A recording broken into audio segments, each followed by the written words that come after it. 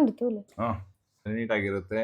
ಮತ್ತೆ ಏನಂತ ಇವ್ರ ಹೇಳಿದ್ರೆ ಅದರಲ್ಲಿ ಮನಸ್ಸಿಂದ ಕೇಳುದಲ್ಲ ಆಯ್ತಾ, ನನ್ನ ಭಾಗ್ಯ ಅಂತ ಹೇಳ್ಬೇಕು. ಅದು ನಂಗೆ ತುಂಬಾ ಇಷ್ಟ ನಿಮ್ಮಲ್ಲಿ. Last question. ಫಸ್ಟ್ ಕ್ವೆಶ್ಚನ್ ಏನಂತ ಹೇಳಿದ್ರೆ, hi guys, welcome to my YouTube channel.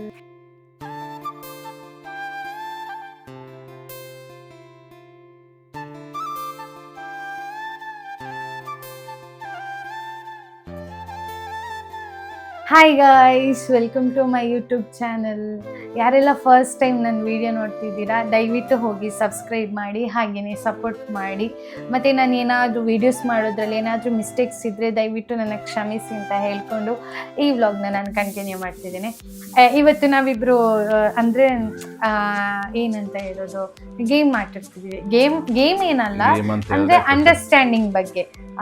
ಅಂದರೆ ನನಗೆ ಅವರ ಮೇಲೆ ಏನು ಇಷ್ಟ ಇಲ್ಲ, ಅವರಿಗೆ ನನ್ನಿಂದ ಏನಾದರೂ ತಿಳಿಬೇಕು, ಆ ಥರ ಇದ್ದರೆ ಒಂದು ಕ್ವೆಶನ್ ನಾನು ಪ್ರಿಪೇರ್ ಮಾಡಿದ್ದೀನಿ.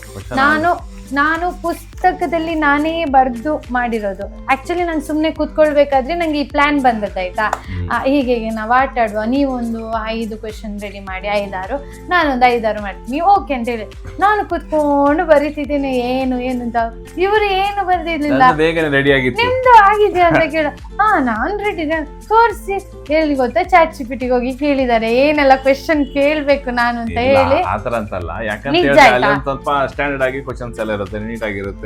ಮತ್ತೆ ಏನಂತ ಹೇಳಿದ್ರೆ ಅದರಲ್ಲಿ ಇದ್ದ ತರನೇ ಕೇಳಲ್ಲ, ಬಟ್ ಸ್ವಲ್ಪ ಅದೊಂದ್ಸರಿ ಒಂಥರ ನಮಗೆ ಟ್ರ್ಯಾಕಿಂಗ್ ಇರುತ್ತೆ ಅಂತ ಹೇಳಿ. ರೈಲ್ ಪಟ್ಟೆಲ್ಲ ಅಂದ್ರೆ ಟ್ರ್ಯಾಕಿಂಗ್ ಅಂತ ಹೇಳಿದ್ರೆ ಕ್ವೆಶನ್ ಕೇಳ್ಬೇಕು. ಓಕೆ, ಆ ತರ ಆಯ್ತಾ. ಬಟ್ ಓಕೆ, ನೋಡುವ ಹೇಗೆ ಆಗ್ತದೆ ಅಂತ. ಫಸ್ಟ್ ನೀವು ಏನು ಚಾಟ್ ಜಿಪಿಟಿ ಅದೆಲ್ಲ ಕೇಳಿ? ಚಾಟ್ ಜಿಪಿಟಿನಲ್ಲೇ ಕೇಳಿರೋದು, ಬಟ್ ಅದನ್ನೇ 100% ಆಗಿ ಅದನ್ನೇ ಕೇಳಲ್ಲ. ಓಕೆ. ಆದ್ರೆ ನಿಮ್ಗೆ ಐಡಿಯಾಸ್ ಕೊಟ್ಟಿರೋದು ಅದುವೇ ಅಲ್ವಾ? ಐಡಿಯಾಸ್ ಕೊಡುತ್ತೆ ಎಲ್ಲದಕ್ಕೂ. ಇವಾಗ ಎಲ್ಲರೂ ಡಿಪೆಂಡ್ ಆಗಿರೋದು ಚಾಟ್ ಜಿಪಿಟಿ. ನಾನು ನೋಡಿದ್ದೀನಿ ಇದಕ್ಕೆ ಅಂತಲ್ಲ, ರಿಮೈನಿಂಗ್ ಎಲ್ಲದಕ್ಕೂ ಚಾಟ್ ಜಿಪಿಟಿ ನಂಗೆ ಡೌನ್ಲೋಡ್ ಮಾಡಿಕೊಡು. ಈಗ ಇದಕ್ಕೆ ಯಾವ್ದು ಯೂಟ್ಯೂಬ್ಗೆ ಯಾವ್ದು ಥಂಬ್ಲೈನ್ ಹಾಕ್ಬೇಕಾದ್ರೂ ಡೌನ್ಲೋಡ್ ಮಾಡಿ ಕೊಡು ಅಂತ ನೀನ್ ಹೇಳಲ್ವಾ? ಓಕೆ, ಆಯ್ತು, ನನ್ನ ಕ್ಷಮಿಸಿ ಅಂತ ಹೇಳ್ತಾ ಫಸ್ಟ್ ಕ್ವೆಶನ್ ನೀವು ಕೇಳಿ ನನ್ನ ಹತ್ರ. ಬಟ್ ನಿಜವಾಗ್ಲೂ ಹೇಳ್ಬೇಕಾಯ್ತಾ, ಸುಳ್ಳು ಹೇಳಿಕ್ಕೆ? ಯಾರು? ನೀವು ಆಗಿ ನಾನು ನನ್ನ ಕಡೆಯಿಂದ ಸ್ಟಾರ್ಟಿಂಗ್ ಫಸ್ಟ್ ಕ್ವೆಶನ್ ಏನಂತ ಹೇಳಿದ್ರೆ, ನನ್ನಲ್ಲಿ ಇಷ್ಟವಾಗುವ ಗುಣ ಯಾವುದು? ಒಬ್ಬ ಫುಲ್ ಪಾಸಿಟಿವ್ ಅನ್ನೋರು. ನಿಮ್ಮಲ್ಲಿ ಇಷ್ಟವಾಗುವ ಗುಣ ಯಾವುದು ಅಂತ ಹೇಳಿದ್ರೆ ನಿಮ್ಮ ತಾಳ್ಮೆ. ಯಪ್ಪ ಗೈಸ್, ಎಷ್ಟು ತಾಳ್ಮೆ ಗೊತ್ತಾ, ಕೋಪನೇ ಬರಲ್ಲ, ಅಪ್ಪ ಅಂತೇಳಿ ಕೋಪನೇ ಬರಲ್ಲ ಆಯ್ತಾ. ತುಂಬಾ ಅಂದ್ರೆ ತುಂಬಾ ತಾಳ್ಮೆ ಇದೆ ಅವರಿಗೆ. ಅದು ನನ್ನ ಭಾಗ್ಯ ಅಂತ ಹೇಳ್ಬೇಕು. ಅದು ನಂಗೆ ತುಂಬಾ ಇಷ್ಟ ನಿಮ್ಮಲ್ಲಿ.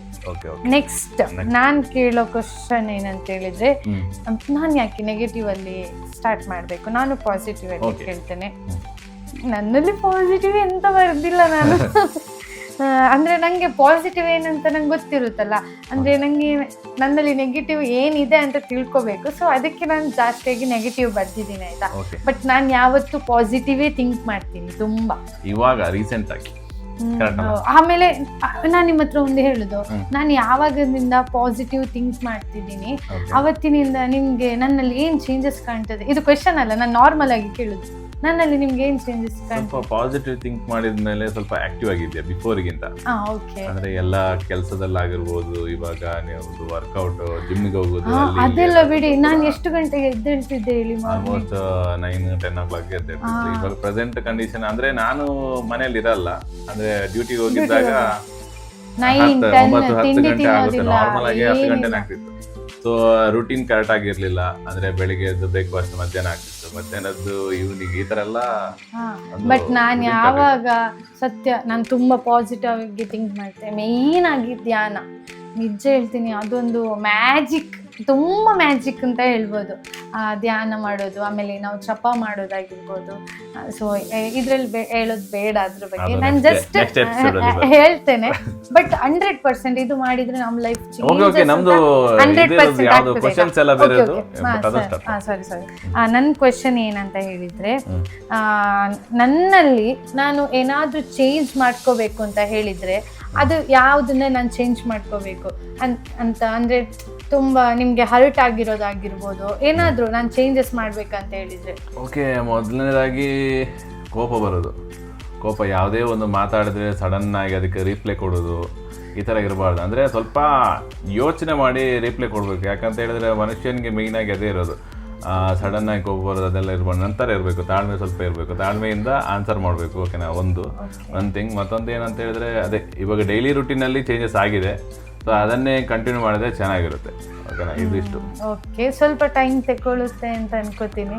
ಸಡನ್ಲಿ ನಂಗೆ ಕೋಪ ತುಂಬಾ ಇದಾಯ್ತು, ಅದನ್ನು ಸಡನ್ಲಿ ಚೇಂಜ್ ಅಂದ್ರೆ ಎಲ್ಲರ ಜೊತೆ ಕೋಪ ಮಾಡಲ್ಲ, ಸತ್ಯ ಹೇಳ್ತೇನೆ.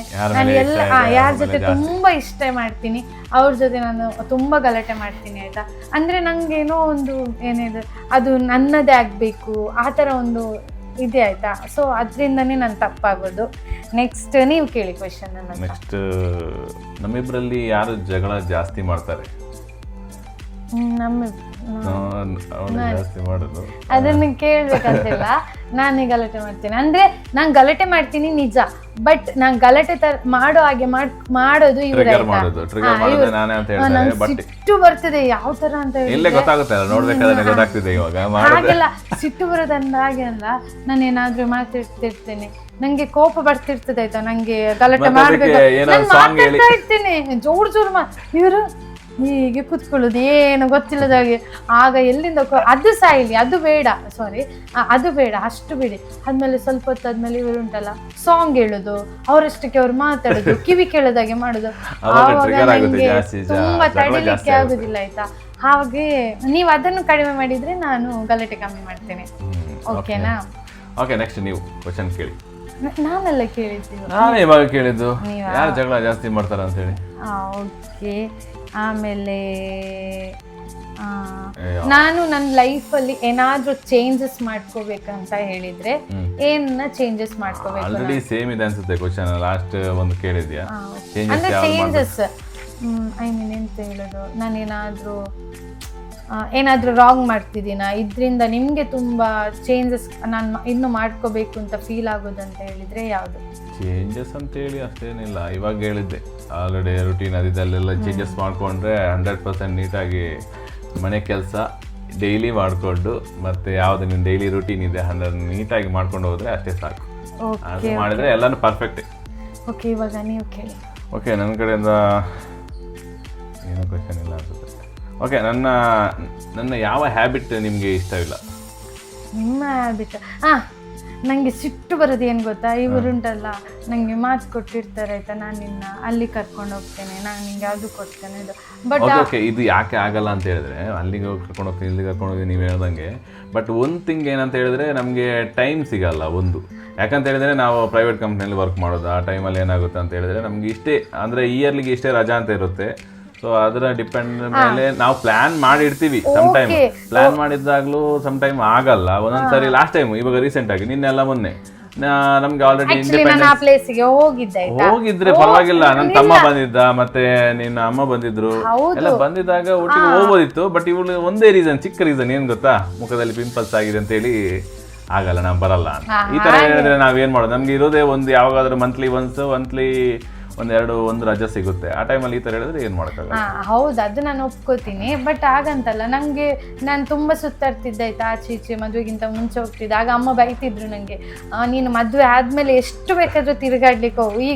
ಇವಾಗ ಫುಲ್ ಉಲ್ಟಾ ಆಗಿದೆ, ಮದುವೆ ಇನ್ನೂ ಟೈಮ್ ಇದೆ, ಆಲ್ಮೋಸ್ಟ್ ಜಾಸ್ತಿ ಟೈಮ್ ಆಗಿಲ್ಲ. ಸೊ ಪ್ಲಾನ್ ಮಾಡ್ಕೊಂಡು ವ್ಲಾಗ್ ಬರ್ತದಲ್ಲ, ನಾನು ಎಲ್ಲಾದ್ರೂ ತಿರುಗಾಡ್ಲಿಕ್ಕೆ ಹೋಗಿದ್ರೆ ಆಗ ನಿಮ್ಗೆ ಸಹ ಗೊತ್ತಾಗ್ತದೆ, ಅದರಲ್ಲಿ ಅಪ್ಡೇಟ್ ಮಾಡುವ.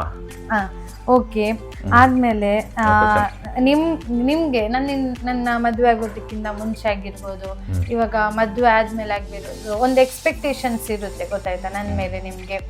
ಸೊ ಆ ಎಕ್ಸ್ಪೆಕ್ಟೇಷನ್ ಯಾವುದು ರಾಂಗ್ ಆಗಿದೆ ನನ್ನ ಮೇಲೆ ಇರೋ? ಒಂದು ಎಕ್ಸ್ಪೆಕ್ಟೇಷನ್ ಏನಂತ ಹೇಳಿದ್ರೆ, ನಾನೊಂದು ಥಿಂಕ್ ಮಾಡಿದ್ದೆ, ಅದೇ ಎಲ್ಲ ಸೇಮ್ ಕ್ವೆಶನ್ ಬರ್ತಾನೆ ಇದೆ. ಯಾಕಂತ ಹೇಳಿದ್ರೆ ಬೆಳಿಗ್ಗೆ ಎದ್ದು ನಾರ್ಮಲಾಗಿ ಬಿಫೋರೇ ಹೇಳಿದ್ವಿ, ಬೆಳಿಗ್ಗೆ ಬೇಗ ಹೇಳಲ್ಲ ಅಂತ ಹೇಳ್ತಿದ್ಲು, ಅದು ನಾರ್ಮಲ್ ಆಗಿ ಆ ಥರನೇ ಆಗ್ತಿದ್ವಿ. ಇವಾಗ ರೀಸೆಂಟಾಗಿ ಚೇಂಜಸ್ ಆಗಿದೆ, ಅದು ಓಕೆ.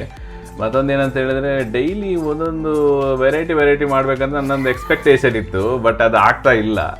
ಯಾಕಂತ ಹೇಳಿದ್ರೆ ನಾನು ದೇವರಲ್ಲಿ ಒಂದು ಪುಣ್ಯ ಅಂತ ಹೇಳಿದ್ರೆ ಇವರಿಗೆ ಕಂಪನಿಯಲ್ಲಿ ಊಟ ತಿಂಡಿ ಉಂಟಾಯ್ತಾ, ನಾನು ಅದರಿಂದ ಬದುಕಿದ್ದೇನೆ.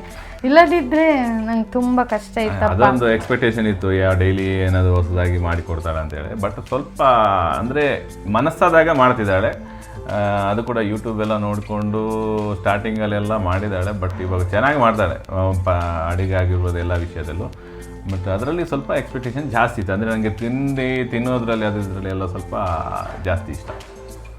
ಇದೊಂದು ಎಕ್ಸ್ಪೆಕ್ಟೇಷನ್ ಇದೆ, ಮತ್ತು ಬೇರೆ ಏನು ಜಾಸ್ತಿ ಎಕ್ಸ್ಪೆಕ್ಟೇಷನ್ ಇಲ್ಲ. ಓಕೆ. ಆಮೇಲೆ ನನ್ನ ಜೊತೆ ಅಷ್ಟೇನು ಕ್ವೆಶನ್ ಇಲ್ಲ ಆಯ್ತಾ, ನನಗೆ ಅಷ್ಟು ತಲೆ ಸಹ ಓಡಲಿಲ್ಲ. ಇವರಾಗಿ ಅಲ್ಲಲ್ಲ ನಾನು. ಇನ್ನು ಓಕೆ, ಲಾಸ್ಟ್ ಕ್ವೆಶನ್ ನಾನೊಂದು ಕೇಳ್ತೇನೆ. ಒಂದು ಕ್ವೆಶನ್ ನನ್ನ ಕಡೆ ಬಂದಿದೆ. ನಾನಿಲ್ಲದೆ ನಿನಗೆ ಒಂದು ವಾರ ಇರಲು ಸಾಧ್ಯವಿದೆಯಾ? ನೀವು ಇದನ್ನು ನನ್ನ ಮರ್ಯಾದೆ ತೆಗಿಬೇಕಂತಾನೆ ಕೇಳಿದ್ದು ಅಂತ ಗೊತ್ತು. ಯಾಕೆ ಗೊತ್ತಾ ಗೈಸ್, ನಾನು ಊರಿಗೆ ಹೋದ್ರೆ ಬರುದೇ ಇಲ್ಲ ಆಯ್ತಾ, ಒಂದು 15 ದಿವಸ ಸಹ. ನಂಗೆ ಅದಕ್ಕೆ ರೀಸನ್ ಏನಂತ ಹೇಳ್ತೀನಿ. ಸ್ಟಾರ್ಟಿಂಗ್ ಅಲ್ಲಿ ಇಲ್ಲಿಂದ ಹೋಗ್ಬೇಕಾದ್ರೆ ಏನಾದರೂ ಮನೆಯಲ್ಲಿ ಯಾರಿಗಾದ್ರೂ ಅಪ್ಪ ಅಮ್ಮ ಇಲ್ಲಾಂದ್ರೆ ಅಜ್ಜ ಅಜ್ಜಿಗೆ ಯಾರಿಗಾದ್ರೂ ಒಂದು ಟೈಮು ಹುಷಾರಿಲ್ಲದೆ ಆ ಥರ ಎಲ್ಲ ಆಗಿರುತ್ತೆ. ಅದಕ್ಕೆ ಇಮಿಡಿಯೇಟ್ ಆಗಿ ಹೋಗ್ತಾಳೆ ಮನೆಗೆ, ಊರಿಗೆ ಹೋಗ್ಬೇಕಾದ್ರೆ. ಇಲ್ಲಿಂದ ಎಲ್ಲ ಡೈಲಾಗ್ಸ್ ಎಲ್ಲ ತುಂಬ ಇರುತ್ತೆ. ನಾರ್ಮಲಾಗಿ ಹೆಂಡತಿಯರ್ದು ಇರುತ್ತೆ. ನಾರ್ಮಲಾಗಿ ನಿನ್ನನ್ನು ಬಿಟ್ಟು ಹೋಗ್ಬೇಕಾದ್ರೆ ನನಗೆ ತುಂಬ ಇದಾಗ್ತಿದೆ, ಬೇಸರ ಆಗ್ತಿದೆ, ಹಾಗೆ ಅಂತ ಎಲ್ಲ ಇಲ್ಲಿ ಡೈಲಾಗ್ ಜಾಸ್ತಿ ಇರುತ್ತೆ. ಮತ್ತು ಊರಿಗೆ ಹೋದ್ಮೇಲೆ ಅಲ್ಲಿ ನಂದು ನೆನಪೇ ಆಗಲ್ಲ ಸಮ್ ಟೈಮು. ಒಂದೊಂದ್ಸರಿ ಕಾಲ್ ಕಡಿಮೆ ಆಗುತ್ತೆ. ಮತ್ತೇನಂತ ಹೇಳಿದ್ರೆ ಊರಿಗೆ ಹೋದ್ಮೇಲೆ ಸ್ವಲ್ಪ ಜಗಳ ಜಾಸ್ತಿ ಆಗುತ್ತೆ ನಮ್ಮಿಬ್ಬರಲ್ಲಿ. ಅದೊಂದು ಜಗಳ ಜಾಸ್ತಿ ಆಗುತ್ತೆ. ಮತ್ತೇನಂತ ಹೇಳಿದ್ರೆ ಒಬ್ಬೊಬ್ಬರಿಂದ ಅಂದರೆ ಅಪ್ಪ ಅಮ್ಮ ಅಜ್ಜ ಅಜ್ಜಿಯಿಂದ ಕಾಲ್ ಬರುತ್ತೆ. ಅಂದರೆ ಈ 2-3 ಡೇಸಲ್ಲಿ ಬರ್ಲಿಕ್ಕೆ ಹೇಳಿರ್ತೇನಾ. ಸೊ ಇವತ್ತು ಮಳೆ ಜಾಸ್ತಿ ಇದೆ, ಅಲ್ಲಿ ಚಾರ್ಮಾಡಿ ಘಾಟಿಯಲ್ಲೆಲ್ಲ ಬರಬೇಕಾದ್ರೆ ಇದಾಗುತ್ತೆ, ಹೆದರಿಕೆ ಆಗುತ್ತೆ, ಹಂಗೆ ಅಂತ ಹೇಳ್ತಾರೆ ಒಂದು ದಿವಸ. ಮತ್ತೊಂದು ದಿವಸ ಏನು ಹೇಳ್ತಾರೆ, ಇದೇ ಥರ ರೀಸನ್ ಕೊಡ್ಕೊಂಡು ಆಲ್ಮೋಸ್ಟ್ 1 ವೀಕ್ ಎಕ್ಸ್ಟೆಂಡ್ ಮಾಡಿ ಮತ್ತೆ ಲಾಸ್ಟ್ ಮೂಮೆಂಟ್ ಅಲ್ಲಿ ನಾನೇ ಬಸ್ ಬುಕ್ ಮಾಡೋದು. ಅವತ್ತು ಬರಲೇಬೇಕಲ್ವಾ, ಸೊ ಆ ಟೈಮಲ್ಲಿ ಬರ್ತಾಳೆ. ಓಕೆ, ನಾನು ಇದನ್ನು ಒಪ್ಕೋತೇನೆ ಆಯ್ತಾ. ನೀವೀಗ ನನ್ನ ಮದುವೆಯಾಗಿ ಒಂದು ಜಸ್ಟ್ ಎಷ್ಟಾಯ್ತು, 1-1.5 ವರ್ಷ ಆಯ್ತು ಸರಿನಾ.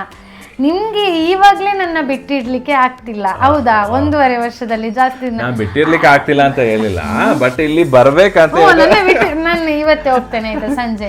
ಬಿಟ್ಟಿರ್ಲಿಕ್ಕೆ ಆತರ ಅಲ್ಲ. ಏನಂತ ಹೇಳಿದ್ರೆ ಇವಾಗ ಎಕ್ಸಾಂಪಲ್ ಇಲ್ಲಿ ನಂಗೆ ಊಟ ತಿಂಡಿ ಅದು ಇದು ಅಂತ ಹೇಳಿ ಒಬ್ನೇ ಇರ್ತೀನಿ ಮನೆಯಲ್ಲಿ. ಸೊ ಅವಾಗ ಏನಾಗುತ್ತೆ, ನಮ್ಗೆ ನಾರ್ಮಲ್ ಆಗಿ ಒಬ್ನೇ ಇದ್ದಾಗ ಏನಾಗುತ್ತೆ, ಬೋರಿಂಗ್ ಆಗುತ್ತೆ ನಾರ್ಮಲ್ ಆಗಿ. ಸೊ ಒಬ್ರು ಇದ್ದಾಗ ಯಾವ ತರ ಆಗುತ್ತೆ ನಾರ್ಮಲ್ ಆಗಿ ಗೊತ್ತಾಗಲ್ವಾ. ಸೊ ಈ ತರ ಎಲ್ಲ ಆಗ್ತಾ ಇರುತ್ತೆ, ಅದಕ್ಕೋಸ್ಕರ ನಾವು ಹೇಳೋದು. ಓಕೆ, ನಂಗೆ ಅದು ಗೊತ್ತಾಯ್ತು. ಬಟ್ ನಾನ್ ಕೇಳೋದು ಏನಂತ ಹೇಳಿದ್ರೆ, ನೀವು ಪಿಂಪಲ್ ಆಗಿದೆ ಗೈಸ್.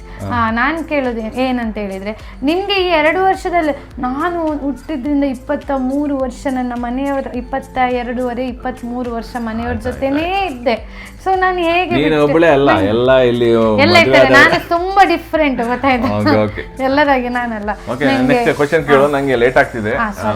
ಇದು ನನ್ನ ಲಾಸ್ಟ್ ಕ್ವೆಶ್ಚನ್. ನಿಮಗೆ ನನ್ನಲ್ಲಿ ತುಂಬಾ ಇಷ್ಟವಾದ ಗುಣ ಯಾವುದು? ಆಮೇಲೆ ಈ ಗುಣ ಈಗೇನೆ ಇರ್ಲಿ, ಕಂಟಿನ್ಯೂ ಆಗ್ಲಿ ಅಂತ ಇದ್ರೆ ಅದು ಯಾವ ಗುಣ ಹೇಳಿ ಗೈಸ್. ನನ್ನ ಲಾಸ್ಟ್ ಪಾಸಿಟಿವ್ ಹೇಳಿದ್ರೆ ನಾರ್ಮಲ್ ಆಗಿ ಇಷ್ಟು ಯೋಚನೆ ಜಾಸ್ತಿ ಅಂತ ಹೇಳಿದ್ರೆ ಜಾಸ್ತಿ ಇದೆ ಅಲ್ಲ, ಅದಕ್ಕೋಸ್ಕರ ಥಿಂಕ್ ಮಾಡ್ತೀನಿ. ಒಂದು ಇವಾಗ ಬೀದಿ ಸೈಡಲ್ಲೆಲ್ಲ ನಾಯಿಗಳು ಕಾಣ್ತಾ ಇರ್ತವೆ. ಸೊ ಅದಕ್ಕೆ ಒಂದು ಬಿಸ್ಕೆಟ್ ತಗೊಂಡು ಬಿಸ್ಕೆಟ್ ಹಾಕೋದು ಅದೊಂದು ಇದೆ. ಮತ್ತೊಂದು ಏನಂತ ಹೇಳಿದ್ರೆ, ಮೊನ್ನೆ ರೀಸೆಂಟ್ ಆಗಿ ನೋಡ್ದಂಗೆ ಒಂದು ಜಿಮ್ಮಿಗೆ ಹೋಗಿ ಬರಬೇಕಾದ್ರೆ ಒಬ್ಬರನ್ನು ನೋಡಿದಾಳೆ, ಯಾರನ್ನ, ಒಂದು ಹುಡುಗ ನಾರ್ಮಲ್ ಆಗಿ ಚಿಕ್ಕ ಅಂಗನವಾಡಿ ಆ ಥರ ಹೋಗೋ ಹುಡುಗ ಆಗಿರಬೇಕು, ಸಣ್ಣ ಹುಡುಗ, ಒಂದು 6-7 ವರ್ಷ ಆಗಿರ್ಬೋದು. ಅವನು ಬ್ಯಾಗ್ ಹರಿದು ಹೋಗಿತ್ತು. ನಾರ್ಮಲ್ ಆಗಿ ಒಂದು ಪಿನ್, ನಮ್ಮದು ನಾರ್ಮಲ್ ಆಗಿ ಹೇಳ್ತೇವೆ ಪಿನ್, ಅದು ಹಾಕಿಕೊಂಡಿದ್ದ. ಮತ್ತು ಚಪ್ಪಲಿ ಹಾಕ್ಕೊಂಡೇ ಹೋಗ್ತಿರಲಿಲ್ಲ. ಸೊ ಈ ಥರ ಎಲ್ಲ ಇದ್ದಾಗ ಅಬ್ಸರ್ವ್ ಮಾಡಿ ಮನೆಗೆ ಬಂದು ಈ ಥರ ಎಲ್ಲ ಆಗಿದೆ ಅಂತೇಳಿ. ಆಮೇಲೆ ಅದೌದು, ನಾನು ಅಲ್ಲಿಂದ ಬರ್ಬೇಕಾದ್ರೆ ನಿಜ ಹೇಳ್ತೇನೆ, ನನ್ನ ಅಕೌಂಟ್ ಅಲ್ಲಿ 1 ರೂಪಾಯಿ ಸಹ ಇರ್ಲಿಲ್ಲ ಆಯ್ತಾ. ಆಮೇಲೆ ನನ್ನ ಹತ್ರ ಹೋಗುವಾಗ ಒಬ್ರು ಅಕ್ಕ ಸಹ ಇದ್ರು, ಅವರ ಹತ್ರ ಸಹ ಅಮೌಂಟ್ ಇರ್ಲಿಲ್ಲ. ನಾವು ಹೇಳ್ತಾ ಬರೋದು, ಇವತ್ತು ನಮ್ಮ ಹತ್ರ ಅಷ್ಟೇನು ಅಮೌಂಟೇ ಇಲ್ಲಲ್ಲ ಅಕ್ಕ, ಬಿಡಿ ನಮ್ಮ ಹತ್ರ ಯಾವಾಗ ಅಮೌಂಟ್ ಬರ್ತದೆ ಆವಾಗ ನಾವು ತೆಗೆದುಕೊಡುವ ಅಂತ ಹೇಳ್ಕೊಂಡು ನಾನು ಬರ್ತಿದ್ದೆ ಆಯ್ತಾ. ಬರ್ಬೇಕಾದ್ರೆ ಸಂಜೆ ಹೊತ್ತಿಗೆ ನನ್ನ ಕೈಯಲ್ಲಿ ಅಕೌಂಟಲ್ಲಿ ಹಣ ಇತ್ತು ನನ್ನ ಜೊತೆ. ಸೊ ನೀವು ಕೊಟ್ಟಿದ್ದು ನನ್ನ ಅಕೌಂಟಲ್ಲಿ ಇವ್ರು ನಂಗೆ ಹಣ ಹಾಕಿದ್ರು. ಎಲ್ಲಿಂದನೋ ನಂಗೆ ಹಣ ಸಿಕ್ತಲ್ಲ, ಸೊ ಅದಕ್ಕೋಸ್ಕರ ಈವ್ನಿಂಗ್ ಹೋಗಿ ಬ್ಯಾಗ್ ಎಲ್ಲ ಪರ್ಚೇಸ್ ಮಾಡಿ, ಮತ್ತೆ ಒಂದು ಬ್ಯಾಗ್ ಎಷ್ಟು ದೊಡ್ಡದು ಬೇಕಂತ ಗೊತ್ತಿಲ್ಲ, ಅದೊಂದು ತುಂಬ ಚರ್ಚೆ ಆಯಿತು.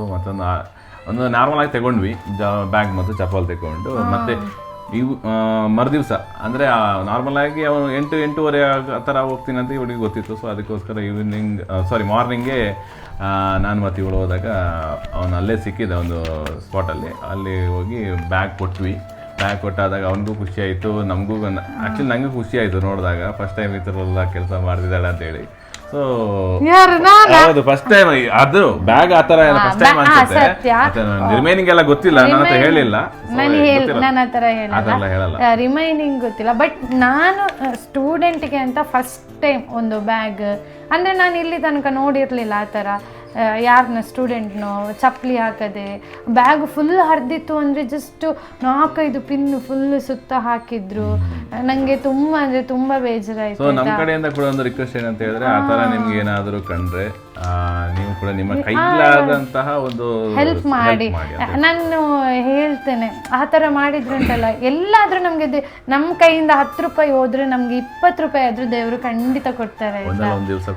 ಇವಾಗ ಕೊಡಲ್ಲ, ಕೊಟ್ಟಿಲ್ಲ ಅಂದ್ರೂ ಪರವಾಗಿಲ್ಲ, ಬಟ್ ಕೊಡ್ತಾರೆ. ಇಲ್ಲಾಂದ್ರೆ ಆ ಋಣ ನಮ್ಮ ಮಕ್ಳಿಗಾದ್ರೂ ಸಿಗುತ್ತೆ. ಇದಂತ ಆ್ಯಕ್ಚುಲಿ ಈ ವಿಷಯ ಇದರಲ್ಲಿ ಮಾತಾಡ್ಲಿಕ್ಕೇನೆ ಇಲ್ಲ, ನಾವು ಏನೋ ಮಾತಾಡ್ತಿದ್ವಿ, ಬಟ್ ಅನ್ಎಕ್ಸ್ಪೆಕ್ಟ್ ಆಗಿ ಈ ವಿಷಯನೂ ಬಂತು. ಹೇಳ್ಬೇಕಂತ ಆಯ್ತು, ಅವಳಿಗೆ ಸಹ ಗೊತ್ತಿರಲಿಲ್ಲ, ಬಟ್ ನಾನೇ ಹೇಳ್ತಿರೋದು.